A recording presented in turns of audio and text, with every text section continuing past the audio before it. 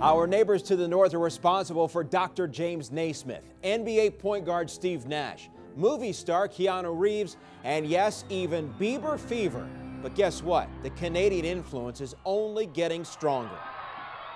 Here to discuss the new basketball frontier is Fox Sports national recruiting analyst Evan Daniels and our Gonzaga insider Tom Hudson. Tom, hold tight for just a moment. Evan, we're going to start with you. Look around college hoops right now. 88 Canadians were on D1 rosters this past season, including Kelly Olynyk, Kevin Pangos, and Nick Stauskas, along with Anthony Bennett. And now the top recruit, Andrew Wiggins, is from Toronto.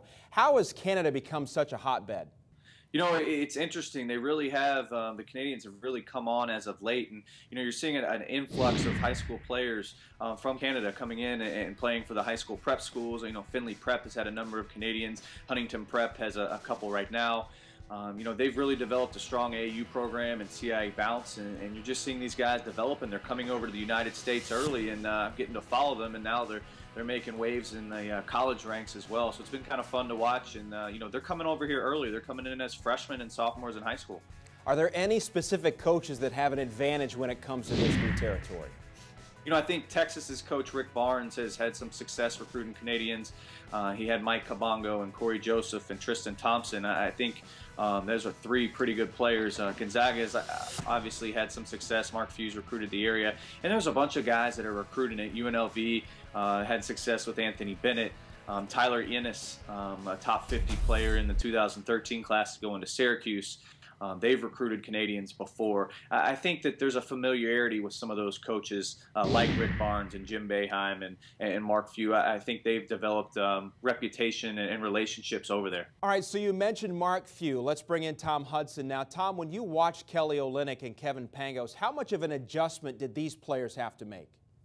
Well, you know, Ray, I think it was interesting with Kelly. When he came in, he was behind Rob Sacre, another Canadian, by the way, and Elias Harris. And so for him, you know, there was a little bit of a learning curve there, playing behind some pretty good guys. I think probably the biggest thing for both of them, though, was just the day-to-day, because they did not come down here to play prep ball. They stayed up in Canada, and so the day-to-day competition, you know, in practice and then in games, obviously, was a big jump. But I think it's interesting when you talk to both these kids, you know, it's not like they were 11 and 12 playing hockey and they decided they weren't good enough and they had to go and find another sport to play. I mean, both these kids have grown up wanting to be NBA basketball players, and that's all they've ever talked about. That's all they've ever really dreamt about. And so I think that's maybe a little bit of the change, too, is that these guys are coming in and their expectation is, I want to go and play in the NBA.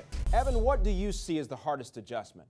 You know, I think part of it is for the ones that come over early, they're leaving their families, and, you know, they're coming over to basketball factories and they're spending all their time as freshmen and sophomores in high school playing basketball and focused on basketball, and they leave what they're familiar with in Canada at home, and they're not around their families, so you have to grow up quickly.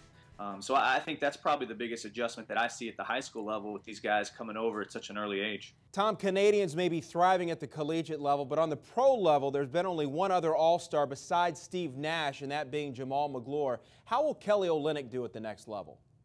Well, I think Kelly's going to do pretty well. I think what, you know, he does that a lot of people didn't see in college, and we talked about this quite a bit towards the season, he shoots it, or at the end of the season, he shoots it really well. And I don't know that we saw him, you know, necessarily shooting a lot of jump shots this season during his breakout year. But, you know, I think with, you know, his athletic ability, he's not necessarily an amazing athlete, but he's a good enough athlete. So I think, Ray, once he gets in there and he gets solidified, you know, having a 7-footer who can step out and consistently knock down jump shots, I think is going to speak to a long-term career for Kelly Olynyk. All right, Tom and Evan, thanks so much for the insight. Where will Wiggins be showcasing his talent as a college freshman? Well, like us on Facebook and follow us on Twitter for the latest updates from the hardwood.